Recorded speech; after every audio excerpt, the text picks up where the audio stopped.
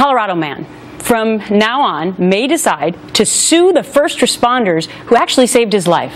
While Roy Ortiz says he's lucky to be alive after getting trapped in this submerged car last fall, he's now planning to file a lawsuit, possibly, against Boulder County, Colorado for $500,000. Joining us now, that man, Roy Ortiz, and his attorney, Ed First. Gentlemen, thank you for being with me today. Well, thanks for the opportunity.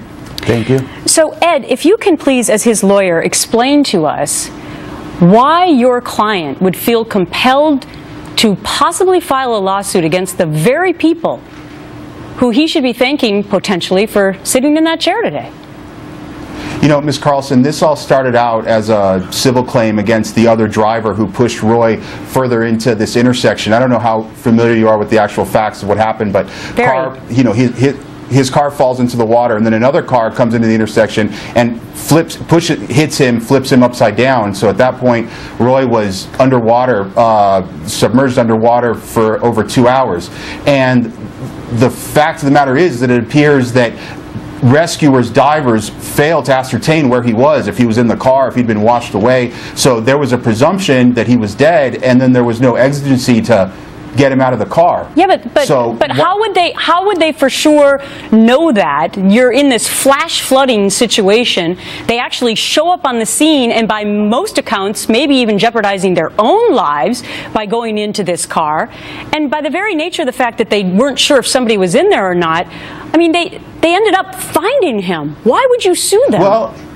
Well, you know what, when you say they ended up finding him, they only found him when they were trying to extricate the car out of the water. I mean, there were quotes made to CBS 4 here in Denver by members of North Metro Fire on the day of the occurrence saying, hey, when we were hooking up tow cables to this vehicle, and then we heard him knocking in the car, and then we realized this wasn't a salvage effort, it still was a rescue mission. So it was by fortuitous happenstance that they found him still alive in this vehicle. And I know your client, I know your client Roy does not speak English very well. I do want to just get a brief statement from him about how he's feeling now, because I understand that he's still suffering injuries and he has huge medical costs.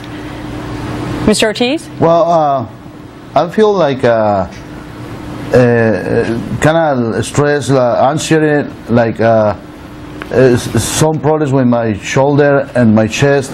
Mm-hmm. But the worst situation is in my anxiety, my problem is sleep by bad dreams against this situation. Right. But let me ask the both of you, Mr. First. You understand why people watching right now might have a sense of anger that you would possibly be suing the rescuers for $500,000 when your client is sitting next to them alive?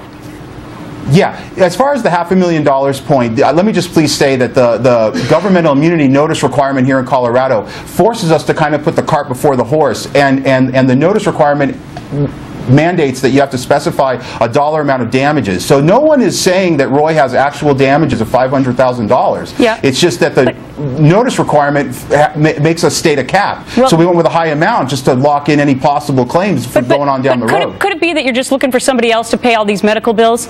And by the way, is Mr. Ortiz a U.S. citizen? Is he here legally in this country? Well, that has no bearing on anything with this case. But the fact of the matter is that I think our viewers would like to know that. Is he in this country legally or not? Is he a U.S. citizen? That has no bearing on this case, and it certainly doesn't prevent him from presenting any civil claims. And that's just an aspect of this. That's completely irrelevant to the matter at hand. Okay. Well, you told me earlier in the commercial break that you believe that he is undocumented and that he is not here legally in this country. It's an important point. As we're looking at all the details of this case, it's an important point. Keep us up to date on what happens with this lawsuit. Mr. Ortiz and Mr. First, thank you for your time today.